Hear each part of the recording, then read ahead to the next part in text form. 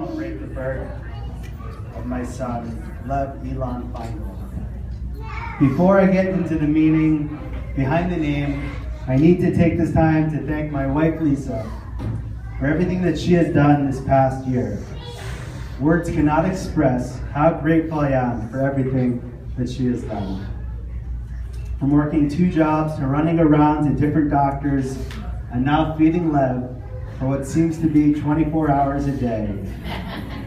Lisa never complains and does it with a smile.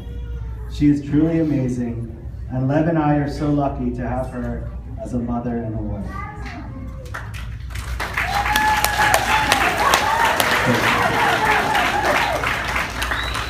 So back to Lev. For the past year, I thought about this very moment.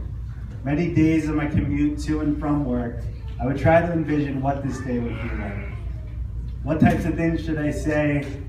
Should it be serious or funny? Should the speech be short or long? I think it might be a little long. Then I would ask myself, am I really going to be a father? How can that be? No matter how hard you try and truly prepare for this day, you can't. But now that it's here, all I can say is that this is one of the best days of my life. Lev Elan Feingold is named after my grandfather, Leonard Stengel, and Lisa's grandmother, Lola Elan. Leonard was born on March 5th, 1925 in Philadelphia. He had 3 sisters and a brother. Leonard graduated from Central High School in 1942. After graduating, he helped his father until leaving to work for the federal government. In July 1943, he was inducted into the Army, where he was in the Engineers Company and the 270th Division Headquarters Company as a radio operator. After the Army, he attended Temple University, and in 1948, he married my beautiful grandmother, Phyllis. In that same year, he started Lidamore, a company for plus-size women. He was a true innovator who saw a need for plus-size women to have stylish clothing. In today's age, designers cater to people in all sizes, but in 1948, that was not the case. My grandfather's theory was a proven success. Every week, 25,000 garments, ranging in sizes from 38 to 52, would go out of his factory. That's 1.5 million garments a year. To say he was a great businessman is an understatement. He changed the fashion game. 2 years after opening his business, my grandfather and grandmother gave birth to my mother, Elise, who would later have 3 sons, David, Ari, and me. 2 years after that, they gave birth to my Aunt Susan, who would have a son, my cousin Andrew.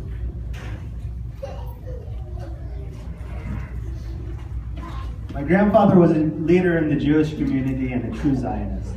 In 1965, my grandparents took their first of many trips to Israel with their best friends, the Tekel, who were so fortunate Lou is here with us today, sitting right here.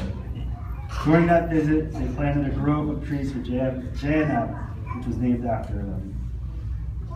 My grandfather was funny, classy, handsome, stylish, smart, business savvy, family-oriented, strong, caring.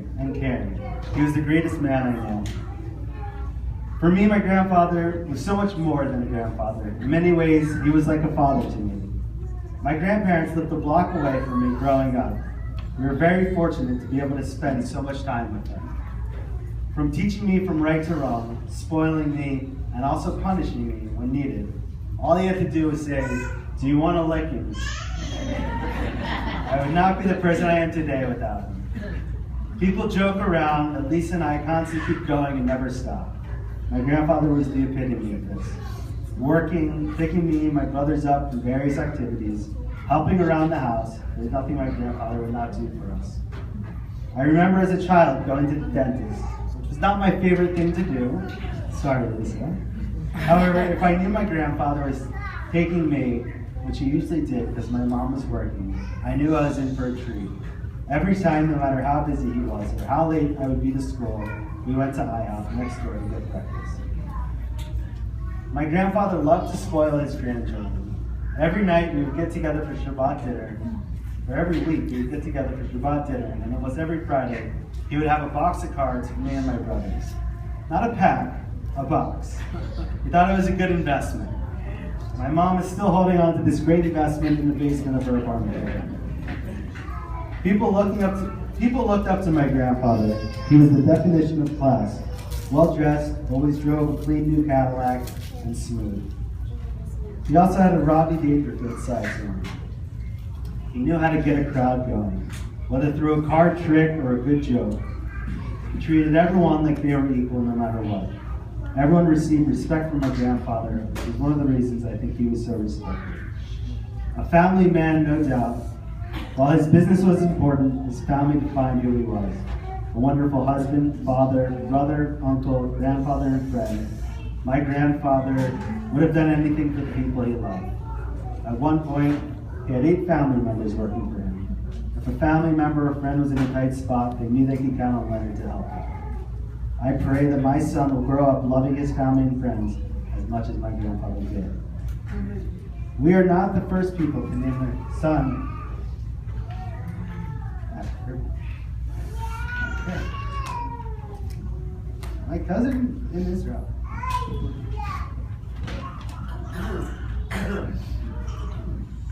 And their son after him.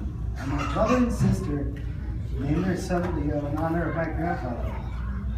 While Leo is not with us today, there is not a moment in time that I do not think about him and the man he would have been. I hope that Lev can help keep my grandfather's spirit alive, as I know Leo would have. If my son embodies half the characteristics of my grandfather, I will know I did my job as a father. Lev in Hebrew means heart. I pray that my son has a huge heart filled with love, joy, romance, compassion, understanding, and openness to all of God's creations on earth. Elan, named after my grandfather's Hebrew name, Eliezer, means tree. I hope that Lev continues the traditions of our family for centuries. I pray that he's well-rooted, strong, and flexible like a tree. And I pray that he sees the beauty in nature and the natural things all around us. Thank you to all family and friends for supporting Lisa and I throughout our entire lives. We would not be the same without you.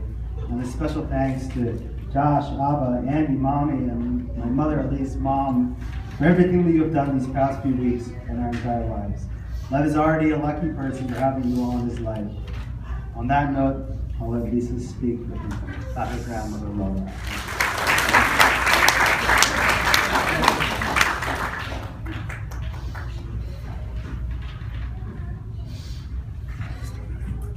It's so surreal.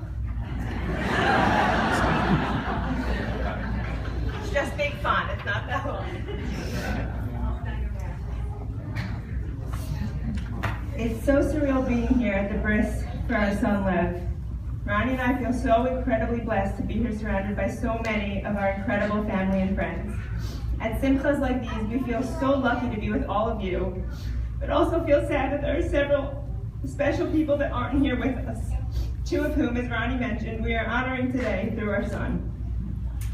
To cope with that void, I've recently been thinking about something I heard that was really a beautiful idea, and something that helped me understand even further the importance and why we wanted to name our son for such special people.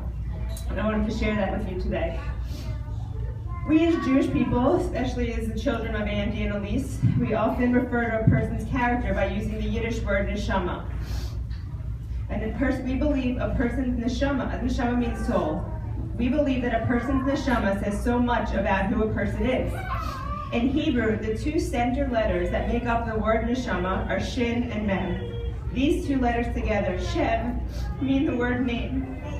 Therefore, to me, the name is the center of somebody's neshama. The name helps guide them in who they will be. I think this is an incredibly beautiful concept. While we would give anything for myself, Lola, and Ronnie's grandfather to be here to see their youngest grandchildren have a child of our own, we feel so lucky that we have the great honor to name our son in their memory and to know that Lev's neshama is in really good hands. With that being said, I'd like to share a little bit about my Savta. Many of you here have had the pleasure of meeting her and knowing the story of her life. In short, my Savta was a survivor, a real fighter. Born in Poland, she led a beautiful life until the Nazis took over. She was the only member of her family to survive the Holocaust. She thankfully was able to escape with her cousin Lilka, and they got onto a train where on board, she met my grandfather, my Saba. The train took them to Siberia where they survived horrendous conditions. Despite the conditions they faced, such as time they were put in jail and the horrible weather, and despite the horrific loss of their family members, my grandmother and grandfather persevered, and eventually they made their way to Israel in 1949. They had my Uncle Jacob and my father along the way, proving to the Nazis how strong they were and they would not be defeated. She showed unbelievable strength and courage then, just as she did as long as I've known her. Because of her strength and courage and will to live, we are now blessed with a large, beautiful family filled with, as my mom would say, little victories, with our little Lev as the newest victory in tow. My Savta was really the only grandparent I knew growing up, and how lucky I was to have had her in my life as long as I did. She was a person who loved Israel and was a true Zionist. She was funny, strong, hardworking, and loved her family more than anything. We joke at our family how we would spend our family vacations in Boston, but we've never actually gone into the city of Boston because we just went and stayed at her house because being with them was enough. It was just the best. We didn't need anything more. I will forever tell Lev about his Savta and hope that he grows up with her many incredible, unique traits. Like Ronnie said, Lev means heart, and there is truly no one who had a bigger heart than she did. Lastly, just a couple thank yous again to everyone for being here. To our parents and siblings, we're so blessed to have you as our role models, and cannot thank you enough for everything you have always done for us. The constant love and support always, and especially this past week with Lev. He's so lucky to have the best grandparents and aunts and uncles and cousins ever. To our friends, you know who you are. I cannot thank you for all you've done for us to get us to this day, and for always being there for us along the way. I'm forever thankful that God blessed us with the most loyal, incredible friends in the world. I have endless gratitude for all that you've done for us. To Ronnie, I knew I hit the jackpot with you as a husband, but have no words to express how lucky I feel to have you as Lev's father. You were born to be a father, and as the adventure continues, I couldn't feel more blessed to have you. There's nothing you wouldn't do for us.